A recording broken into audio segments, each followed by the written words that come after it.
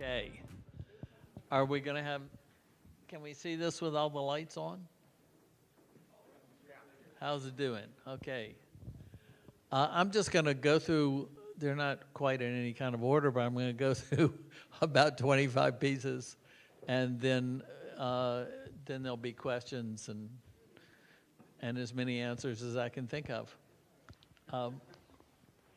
This is a piece I did entirely for myself. It's called Gathering the World, and it's about a Earth Mother teaching a young girl how to basically knit new worlds out of old. So, and it has all my animals that I like. There's a fox and a rabbit and an owl and a raven. There's even a little Totoro over there on the left. And it was a personal piece. I really enjoyed it. Next. Oh, it's a fade. This is a piece done for the Spoutwood Fairy Festival. I did it on, it was raining, that is an outdoor fairy festival, and it was raining, so there weren't many people there that day, so I worked on it during the festival. It's, the woman is based on this dancing hands who twists silver strands into your hair, sparkling into your hair. It's really kind of fun. There's also a Totoro. I love Totoro, so there's less. He's down over there on the left. You can see his butt sticking up there. And a fox. I like foxes. Next. This was from Blueberry Girl. It actually isn't in the book. It was a poster that Neil and I almost did to promote the book. It was, really fun, exuberant thing. I don't know if you know this. It's a children's picture book called Blueberry Girl that's based on a poem that Neil Gaiman wrote. Next. And these are two pieces from the book.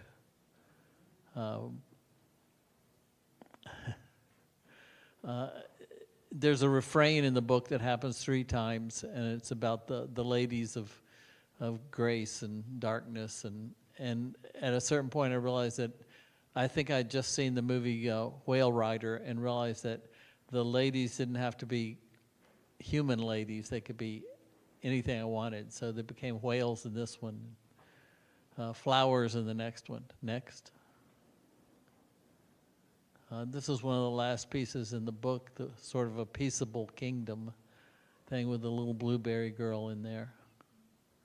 And lots of animals that are not at their right size. They are at the compositional size that they needed to be. So, next. This is from a children's picture book I did called The Driftwood Days.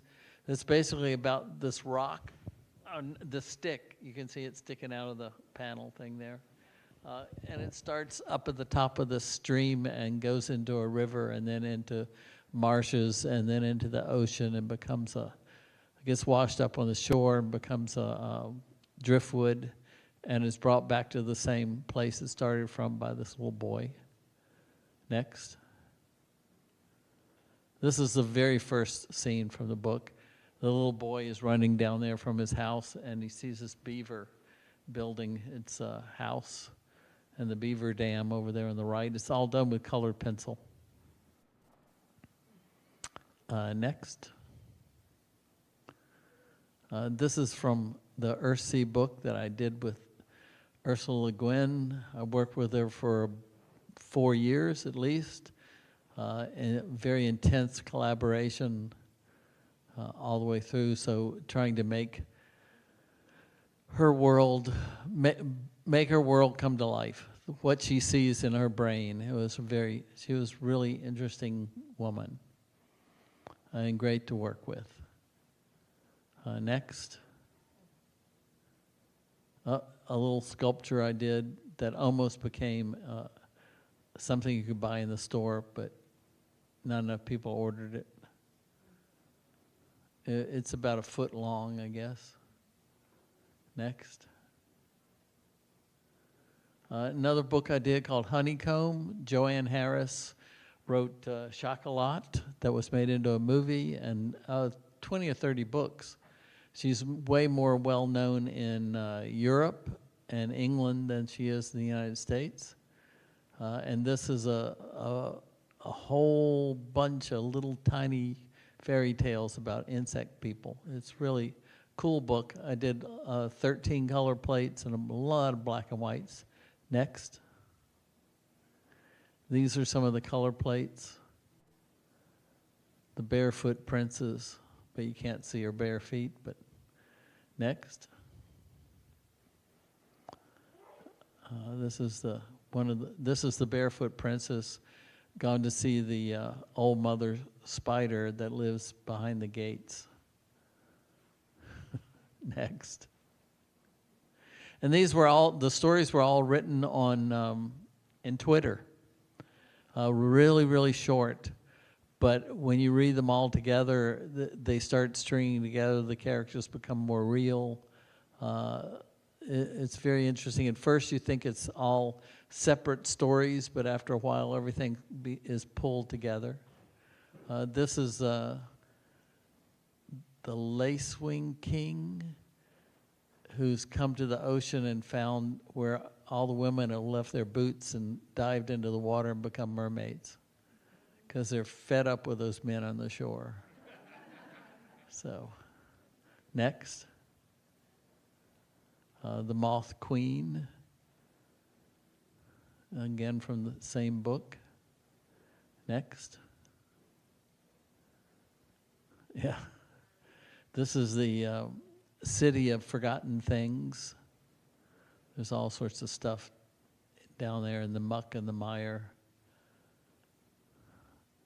Next. This is from the latest book I did. I'm a huge fan of Jonathan Strange and Mr. Norrell by Susanna Clarke, and I've read it 3 or 4 times. And about a year and a half ago, 2 years, I heard a rumor that Folio Society of England was interested in doing an illustrated edition of it. And I went, I want that book. So I called up Neil Gaiman, because I know he'd done some work with Folio, and said, who do I talk to there? And I sent those people an email begging to be given this job. And unbeknownst to me, Neil sent them a long email too saying, you need to give it to this guy. Which when I finally met them all, they said, well, he really wanted you to do it. And I did get the job, and I did 18 color plates, fold out end papers. It's got a lot of foil stampings. They've broken it into three volumes, as it is in the book, but it never was broken up. But now it is in this slipcase thing with a giant raven with a crown on his head. It's pretty cool. So this is one of them. This is the crazy woman that wants to be a cat, who soon will be. And Jonathan Strange deciding how he can attain madness and go back to fairy. Next. These are all done with colored pencil. This is one of the fold-out end papers. So, and this is the rain ships that come and block up the French ports. And and someone at one point who knows ships said, but they're all the same ship. I went, yes, they are all the same ship, because Mr. Norrell didn't know anything about shipping, and he was taken to a port and shown one particular ship, and he duplicated that in magic. So, next. This is the fold-out end paper for the second volume. This is in the book, Jonathan Strange, who's the little figure down there on the bottom on the left, is being taken to see Mad King George. And he goes by this giant 200-foot mural. And it's described as if it was painted by an Italian Renaissance painter. And I was like, I can't do that. I don't paint that way. But then when I realized I was doing these end papers, I went, but I can draw it. So I did. That was fun and hectic. Next. And then this is the last one. It was actually the first one I did. I was given the incorrect parameters to do the book, so it's too long, but they squished it and made it work. It's pretty cool. And that's the Raven King up there, and Mr. Gnarl's house. And you can see the landscape is coming to life as you go on over to the right. It's a big old thing. Next. I think this is one of the interiors. This is in the art show. And this was pretty fun because it's supposed to be in York. It's York Minster Cathedral. And I was online trying to find pictures of it, and nothing was quite right. And then I realized a friend of mine, a book collector, was in York with his wife on vacation. And I messaged him on Facebook and say, John, can you take some pictures? So it's based on one of his photos, and then I inserted all the little men. These are, again, this is colored pencil. Next. And this is the slipcase art that goes around that holds all 3 volumes. And it's done with colored pencil and watercolor pencil, so some of it's dissolved. And it's the Raven King. Next. And this is actually from a book of short stories, The Ladies of Grace Adieu, that I illustrated with Susanna. And it's John Usclass, the Raven King. Which one of the things I had her, she wrote an introduction to my art book years ago, and she had already told me this, but there was a collection of books of magic that had various iterations at DC, and she'd picked up this one that had on the title page a cropped version of the Queen of Summer's Twilight, basically, and it was cropped in, so you just saw a face and some wild hair, and it was her visual look for the man with the thistledown hair started from that, which was pretty cool. So, next. Catherine Valente novella, Six Gun Snow White. So. Pretty fun to do. Next.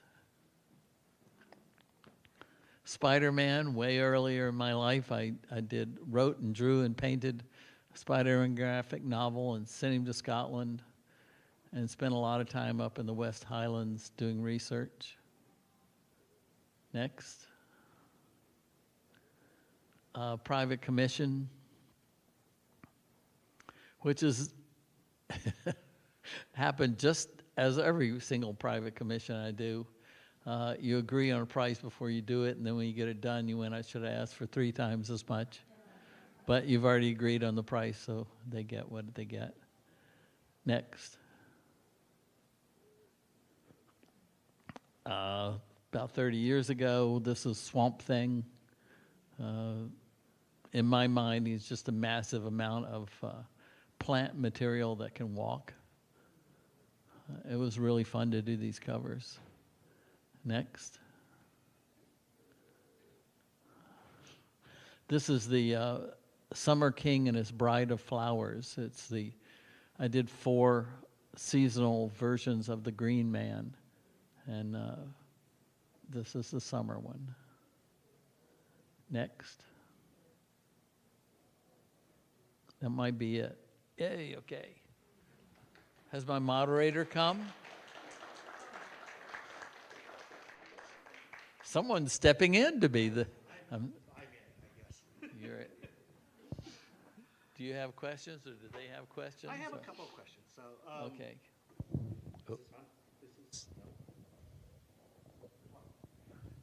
The one I picked, the one that was on stage.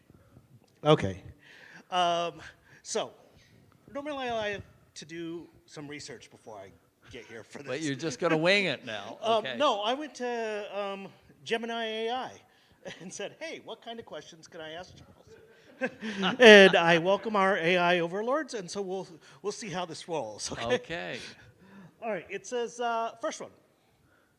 Your artwork captures a lot of essence, the essence of myths, folklore, and literature. How does the source material influence your creative process, and do you find yourself interpreting the stories in a specific way, or do you allow the visuals to guide the narrative? Well, I've read an awful lot of folklore and fairy tale and mythology, and my library is full of it. I don't read those stories quite as much as I used to, but it's all there percolating in my head. Sometimes if I tried to do the research in my head, I wouldn't be able to remember it, but if I'm drawing, I see it come on the page and go, oh, that's from that story, and that's from that story. And all that stuff informs what I'm drawing, what I'm thinking about. I remember the first time I met Neil Gaiman was at a San Diego con, but it was so long ago that we could stand in the hall and nobody bothered him. We'd just have a conversation. And we were like, you know, oh, that book. It's all this reference stuff. So it was really fun to do projects with him, and he said, this is so good. I don't have to describe to you what a unicorn looks like or anything. You already know. So that was fun. And I can't remember the rest of your question. Okay. Do you find that you say you have a lot of this percolating in your head, and do you find that your mythologies start to sprinkle around each other, and you find things popping up? And well, the thing that I most like about mythology and folklore is that if you do any research on it, and you're looking at, and not just Northern European, but you're reading all that mythology, you start to understand the people it came from, and you become much more broad-minded about what people believe in, and what, you know, there's specific landscape reasons for some of this stuff happening in mythology, and it didn't just happen because they felt like they wanted to make up the story about it, but you know, their everything about their world made them make these stories, and you can learn so much about the world from those fairy tales. Okay, thank you. Number 2 from the Gemini AI. You've brought many iconic characters to life in your art. What elements do you consider most important when designing a character, and how do you visually ensure that you're embodying their personality and their role in the story? A good tree. You need a good tree. They need to be standing on one, or perched on one, or hanging from one. Or I tend to think that the rocks and the trees, the grass and the flowing sky is just as important as the character. More human characters are, and have just as much to do with the story. And you need to, you know, if you're in a room, if you know there's some horrible creature or some brilliant librarian, they're going to live in 2 very different places, and you have to think about, you know, what they do day to day and why that accumulation of stuff that's in there is there. So that it's really fun to play around with that. Okay. Let's see. The world of illustration is constantly evolving, especially with the advent of technology. What are your thoughts on the role of illustration in today's digital age? We got technology coming in, we got AI coming in. Do you see exciting trends, or I just don't think about it. Okay. I'm doing what I'm doing. I'm enjoying it. I'm getting the jobs.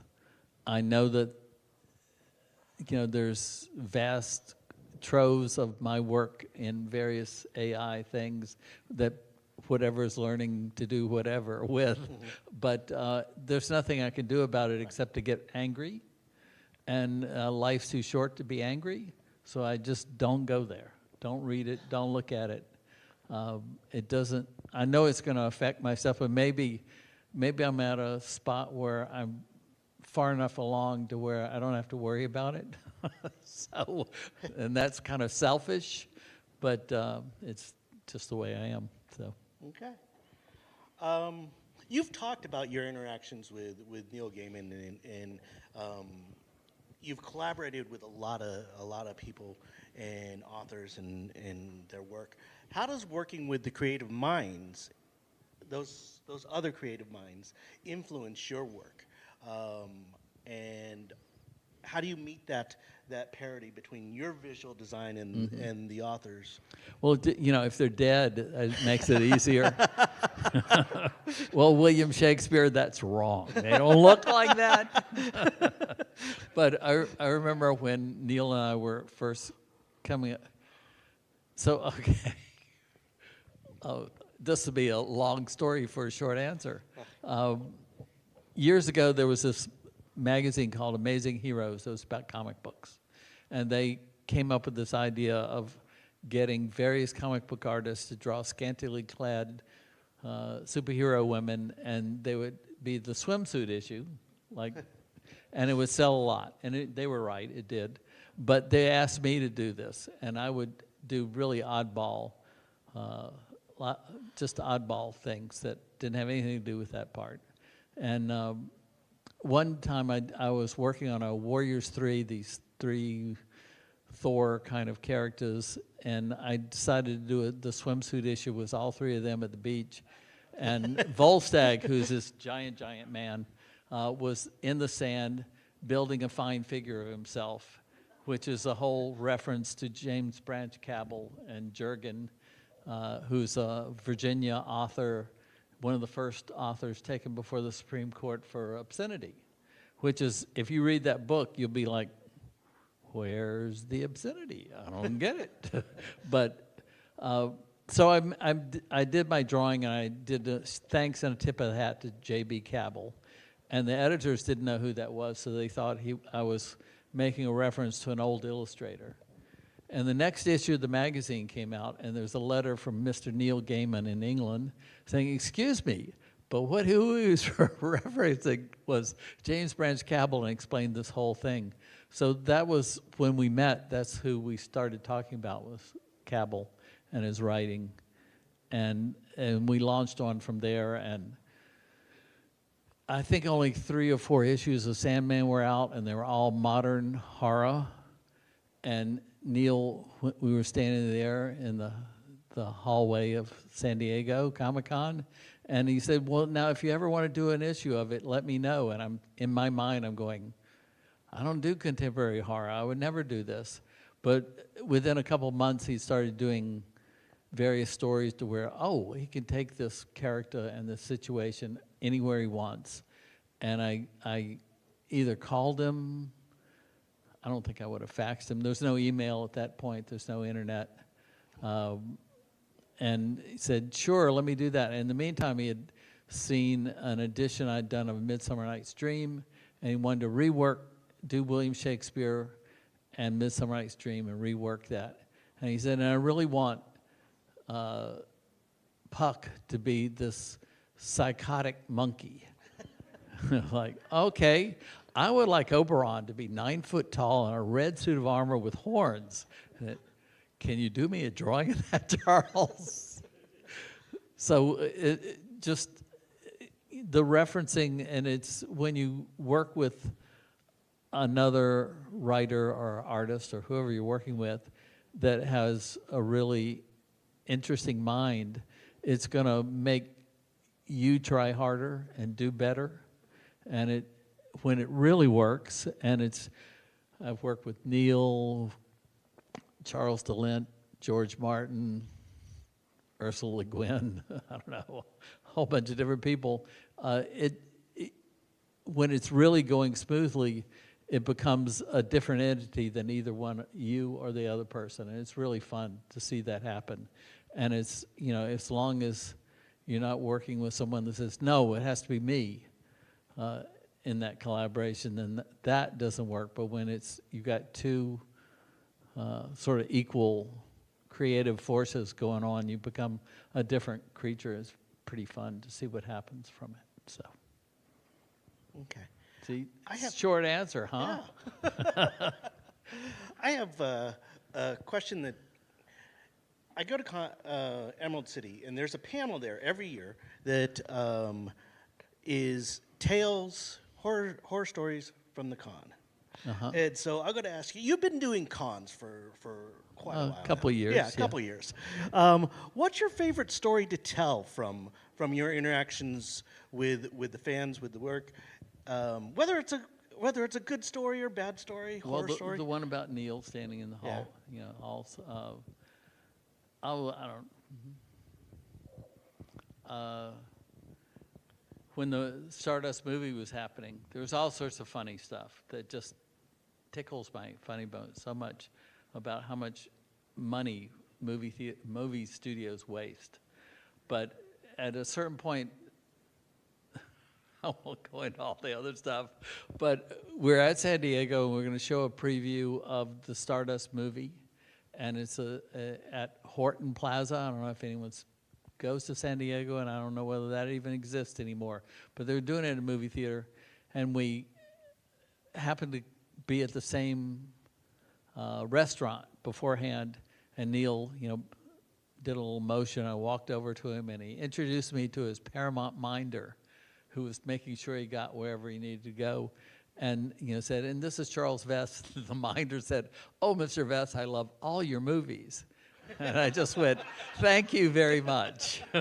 You know, you're just like, you know, these poor people. Can you think, you know, they don't know what they're doing. They're just being nice.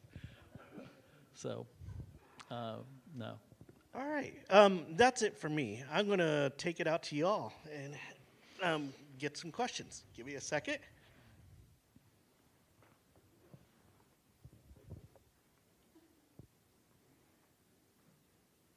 see a hand in the corner.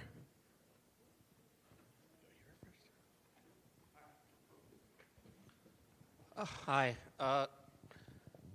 Now, you came up in through comic books with like a whole bunch of other people like P. Craig Russell and like Paul Smith and basically all the people who ended up working with Neil Gaiman on Sandman and all that. And for me as a reader, some of those comics were my first exposure to the idea that comics could be more than four-color fisticuffs and like throwing punches. That like you could actually look at a comic book page and it could be a work of art in its own right. And now obviously you don't do much in the way of like that sort of thing anymore. Obviously comics doesn't pay very well. But I was just I always just wondered like those like superhero stuff like always kind of like inspired me to think of like even that low art could be like magical and amazing. But I always wondered, did it come off that way to you too when you were done with it? Yeah, I you know, I guess I grew up reading comic books. My dad would take me out to this barber shop out in the county every month to get your hair shorn, and they had a whole bunch of comic books, and that was where I discovered Uncle Scrooge and Donald Duck and the Brothers of the Spear in the back of the Tarzan things, and but it wasn't until they had, I think, the 4th issue of Fantastic Four, and I read that and went, I have to own this, and did some work for my brother delivering some newspapers, and had enough money, so got down to the newsstand, and they had Fantastic Four #6. So I loved it, and I read Spider-Man. I loved doing those. When I got to high school, I'm short. I didn't want to play basketball, so I did gymnastics, thinking about being Spider-Man. When I got to New York City, it would be just the coolest thing in the world to be able to swing up there into all that architecture and see that stuff up close. So I remembered all that when I was drawing comic books at the beginning. And then I wrote and drew and painted a Spider-Man graphic novel called Spirits of the Earth. I sent him to Scotland because I didn't want to draw all those windows forever in New York City.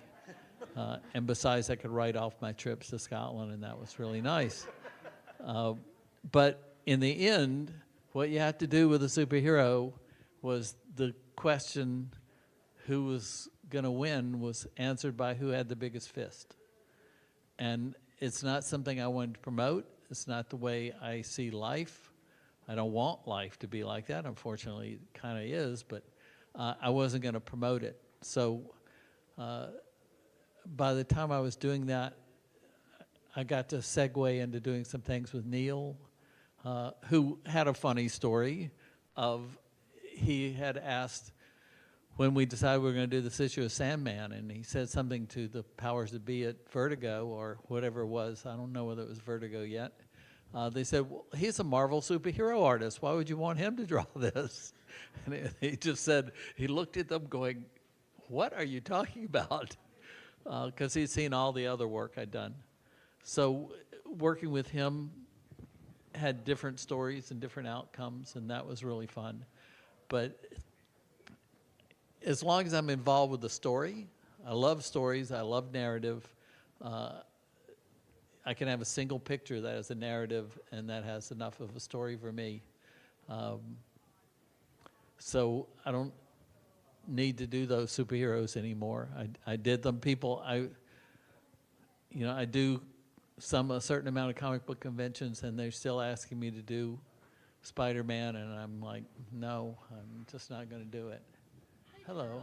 I'm Pat. Hello, my moderator. Yes. You know, I'm just such a busy girl. What can I tell you? Charles and I have only just met. We talked on the phone, but that's about it. Okay. Well, they're asking questions now. Good. Hi, everybody. This is Charles Vess. The panel. So please, let's take some questions from the audience. There you go. That's why they pay me the big bucks. Go ahead. Wait a minute. Yeah, we have one over here. Hi, in the art show there is a Critical Role poster with the words saying, ask a question and get the answer and then get this poster. What do I have to ask? Sorry for cynical. I don't either. I don't know. I haven't seen that. Front desk people. Oh, okay. Next. Oh, wait, we have an answer for it. We have an answer for it. I think it really is just ask an artist or someone on an artist panel a question, get an answer, and then report that back. Okay. Carlos, and you might be able to get one of his art pieces. So I don't think there's a definitive. Oh, You just have to actually ask somebody on an artist Okay. a real question and get a real answer. Okay. he wanted to follow up. Sir, Oh. hang on, he wants to do you have a follow-up question? No. Okay. Okay. Question there? You work with some amazing authors, both living and dead. So of the current authors, AKA living, is there someone that you haven't worked with that you would actually truly love to be able to illustrate? Whoa. I have been very, very fortunate to work with most of the authors. I would like to work with Alice Hoffman. I don't know if anyone's familiar with her work. I think she's a brilliant writer. She is considered literary fiction, but she grew up reading science fiction, fantasy, and fairy tales. Ray Bradbury is her formative influence, and she's written the Practical Magic, which was made into a movie. That's a pretty good movie, but nowhere near what the book is like. And and we've sort of been friends for a while, and I would love to illustrate one of her books. I think I would have loved to have illustrated The Night Circus, Aaron Morgenstein, I think. So there few, I'm almost 73. There's not going to be too many more books because it takes a long time for me to do a book. So I have to be kind of careful about what I'm choosing. Follow-up question. When you say it takes you long, what is the timeline for like a publisher coming to you? Depends on the book. The Earthsea book was 4 years. Okay. Stardust was a year and a half. The Jonathan Strange and Mr. Norrell took about a year. A year would be a good bet for any book to do enough. You know, you have to reread it, think about it, do the research. There's a lot, you know, a lot involved in work that doesn't show up in the book itself. So Do they give you a draft or galleys to work from? depends on what it is. I already had copies of Jonathan Strange, so, and I have one that has all these underlinings and all this stuff through the thing. Same thing with, you know, George Martin sent me copies of all 3 volumes that had been published at that time, up to Storm of Swords, you know, signed to me and all this kind of stuff. But they became the research, and they're all underlined because George was never there. He was always somewhere doing a signing and art a convention, and not writing a book. And you'd be like, what side of the face does the hound have a scar on? And you're like, you'd either have to make it up or read the book 3,000 pages of material again to find where is it? And then after a certain point, you're like, you know, they could just flop the art. If it's on the other side of his face, you just flop the art and it'll work. So From the audience, please. 2 questions. One, where can I buy the Folio Society? it'll be announced in about a month, and you can do it online. Yes. I think, if I remember, it's not a real expensive one. It's $165 or $185 for the book. It's really beautiful. It's worth it. It's worth it. I'm And keeping there an eye will out be, for it. there's 100 of them that Suzanne and I have signed on a little plate that'll be in them. I don't know what, those won't be the same price, I'll bet. So, And second question, you said that you had your friend take pictures of York Cathedral. How Yes. often do you work from like photo reference as opposed to whatever shows up in your own head? it depends on what, when that book was, it was definitely, it wasn't just a cathedral, it was York. It's like, there's scenes there that take place in Venice, and I already almost finished these pieces, and who was it? Michael Swanwick and his wife were in Venice, and I was seeing pictures online, and I went, oh my God, the canals are green. I had to go back and try and put as much green as I could because I'd done blue water. I hadn't thought about it. And then, I've gone back and watched various movies that are set in Venice and like, yes, it's always green. Why didn't I notice before? So, but when it's a specific architecture place, you have to do some research for it. Otherwise, it's like when I was doing Earthsea and the Temple of the Old Ones that's in the tombs of Atuan, you're making it up. So, I have a question about your animals, including dragons and ordinary ones. It seems like there's so much, like integration between the animals and the environment. They're really unified, and they're so natural appearing. How do you, is there a way that you reference things, because it seems like it all comes together, and sometimes how could you have these animals posed just perfectly like that? oh, they're all my friends. I can name them all. They come up, they pose for me in the backyard. No, you just, I don't use much specific photo reference for anything. I'm doing, back when the Stardust movie had come out, I was at the time very involved in a 16-foot bronze statue that's based on Midsummer Night's Dream that I did for the town of Abington that I live near. And there was 3 years I didn't do any drawing. I was sculpting, I was pouring bronze, I was making sure the statue happened and all this kinds of stuff. And when I got back, for whatever reason, when I got back into the studio and started drawing, whereas before I would have taken a pencil between these two fingers and drawn like this and gouged into the paper, suddenly I was taking pencil and drawing with the side of the pencil, the initial drawing. And everything was smoother, more organic. It all worked better. It was good. It was good.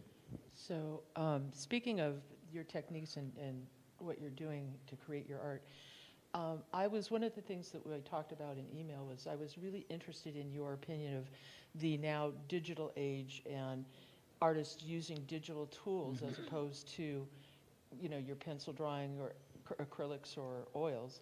How do you feel about that? Is that something you want to incorporate, or do you feel that you're right where you need to be? I fix things in Photoshop sometimes, but I've talked about this a couple times in various places here, that I find the pencil on a piece of paper to be a very sensual thing. I love the way it feels. I love the thing that happens. I love the mistakes you make and the places that your pencil will take you that you haven't thought about before. And so I'm completely analog in my way of thinking, and that's the way I'm going to stay. And fortunately, I'm far enough along in my career and old enough to where I think I can just weather through all this AI stuff and basically ignore it. But I mean, it's going to happen, and people have to deal with it. And I think it's very soulless. I don't like super rendered art because I think that all the work has been done and it leaves nothing for the viewer to participate in, other than, gee, that's really well rendered. It just is, you know, it's like, tell me a story. So. Hi. So you said something earlier, and there's been a bunch of questions about place, I think, and what you said earlier kind of trigged my thinking. You talked about how myths and legends are tied, or maybe coming from landscape, I think is what you were talking about. So I was just curious if you wanted to say anything more about that, or how you include that in your stories, right? In your, I know you're, but in the stories that you're depicting, right, around place and landscape and the narrative. Well, I don't know whether I could add any more, but it's certainly very prevalent in everything I do. I meant to talk about this. So I have a novel that came out maybe 2 years ago. I don't know if anyone's ever read it or heard about it, but this British publisher did it. It's set in Scotland, contemporary times, around Inverness, and slowly goes into Ferry. And it's, you know, I've been there. I've been around Inverness, and I was thinking about it while I was writing, and it was a very interesting experience. It was, I woke up one morning. I'm going to do a reading, and I'll probably talk about this too, but I woke up one morning and I remembered a dream. I hardly ever remember dreams. And I was up somewhere up high looking down, and there was this vast sea of dead grass, and there were two people on a motorcycle tearing across it, leaving a trail of burned grass behind them. And I went, And when I woke, as I was getting my clothes on, I was thinking of Richard Thompson's song, Vincent Black Lightning, so I knew what the motorcycle looked like. I don't know if any of you know this song. Great song, really fun. So, okay, so there's two people on a Vincent Black Lightning, and they're going across this field, and I realized, this is Ferry, and it's dead. Why is it dead? And then it was back then, it was like a 20-minute drive to my studio. The two people on the motorcycle kept talking. I'm not an idiot. I kept listening. I got to the studio and started typing everything I could remember. And that went on for a couple months till I had a beginning, middle, and end of a story. And then just had to spend 10 years working on it from there. You know? And it's all a feeling of place and character, and you know, why was Ferry dead, and figuring all that out, and using things like, you know, the song Thomas the Rhymer, if anyone follows ballads, Thomas the Rhymer, there's the river of blood, that's all the blood that's been spilled on earth. In my story, it's dry. And all that's gone, and Ferry has died, and things have happened to the Queen, you find out what's happened with her and stuff. So I have a follow-up question regarding that then. So did you find writing and completing the book as satisfying as when you complete a Yeah. piece of art? Writing is exactly the same process as drawing. Drawing, your best tool is a big eraser. Editing and writing, you scribble whatever you want in your first draft, and then you go and fix it. What? That was stupid. Why did I do that? Kind of thing. So it really, I read 2 or 3 books on writing. My favorite one was Annie Lamott, Bird by Bird, which was really fun read. But I realized that the process was the same as drawing, just with different adjectives to describe what you're doing. So.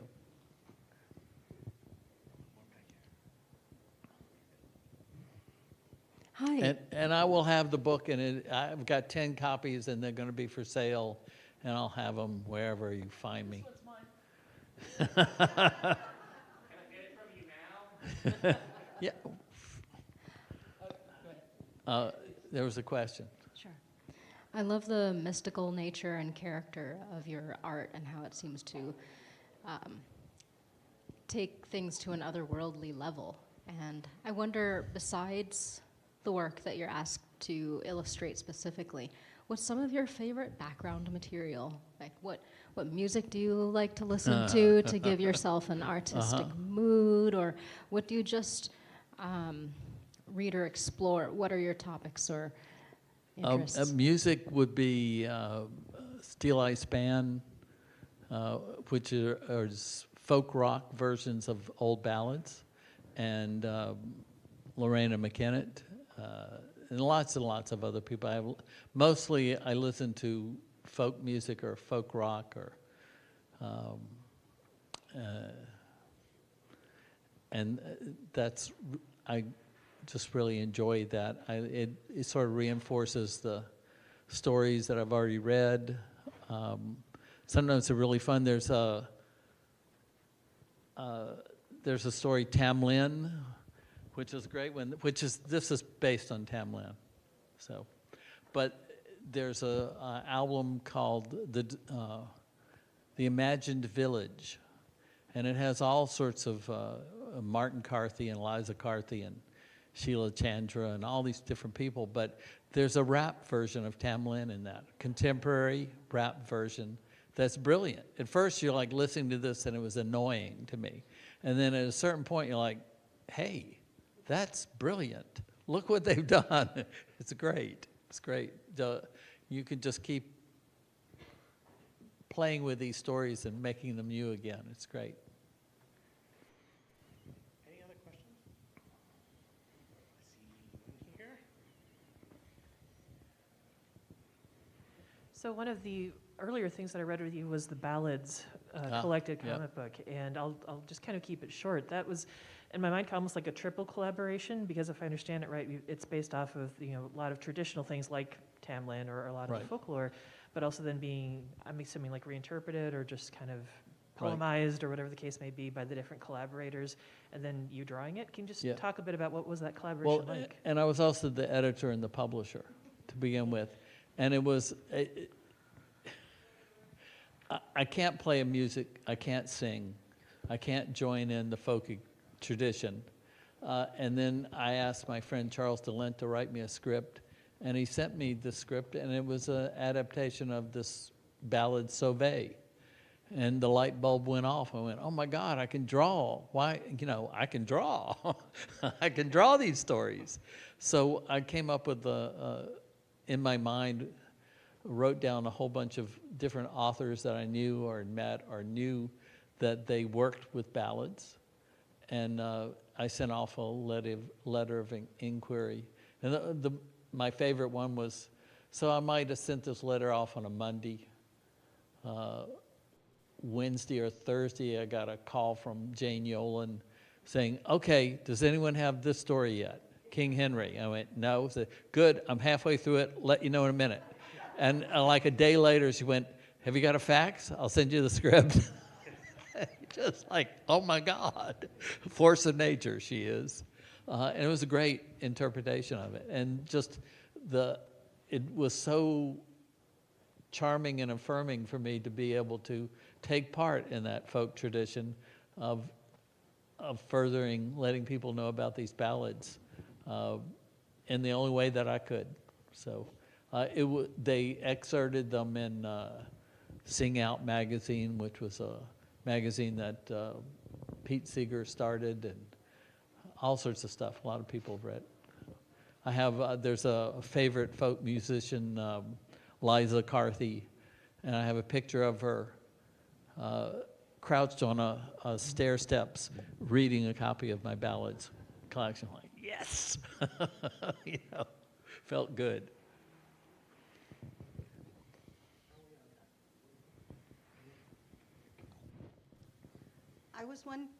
This is on, right? Yeah. Okay. I was wondering what you have coming up. You've already discussed the folios that are coming out. Do you have any other future projects you can share? I have future projects that I can't really talk about yet because they're not really signed, but there's one through Lyra Books, who I did a Stardust, for very limited edition Stardust, but they want me to do another book that Neil has written. That would be really fun to illustrate. That would be more like the end of the year. Do we get to know which Neil book? No, wait for it. And there aren't any other projects right now. It'll happen. They'll come. There's people that are talking. Folio wants me to do another book, and I gave them a list of various books, and they're a really interesting company because they're worker owned. Mm-hmm. And it makes a totally different atmosphere working for them. And I gave them a list of about 15 novels, including Alice Hoffman I'd like to do. She's written 4 novels based on her witch sisters that I'd like to illustrate them all. I think it'd be really fun. But there's a lot of, I'd love to do Lud in the Mist. There's a lot of dead people that'd be good. Because you can't argue, they wouldn't argue. I actually have another question. Yeah. So what do you do in your downtime? I mean, then what does Charles do, the man, not the artist, not the legend, but just, when Chuck's hanging out? Builds stone walls. Like the new studio? Yeah, like the new studio. If you haven't gone to his site, you really need to check out the photos that he's put up of his new studio. They are amazing. I would try to follow him home and wander around in there because it is absolutely beautiful. Folio sent, I'd say a film crew, but it was one person. That was Phil? Yeah, that came to my studio and interviewed me and filmed me walking around and working on art and doing all this stuff for this Jonathan Strange book. So, but he was there for 3 hours. It's going to be edited down to about 4 minutes. So who knows? What's your favorite TV show? My favorite TV show. We're going to get down to the nitty gritty now, you guys. Forget about the art. Uh-oh. I just enjoy the 3-Body Problem. Ooh, yes. They're all. I'm going to forget them all. Oh, that's 'cause I really asked. enjoyed Ted Lasso. Thought that was great. Yep. Really wonderful. It was very, very nice to see a show that wasn't about someone with a gun killing lots and lots and lots and lots and lots of people. It was the reaction. Well, that's it's filmed in England, I believe, so they have a different. Well, no, there's plenty of those there too. Oh, okay. So, yeah. More questions from anybody? Well, that's good. We're actually right at our time. We're on time. Let's everybody thank Charles for his time and his wonderful work. All right. Thank you, everyone.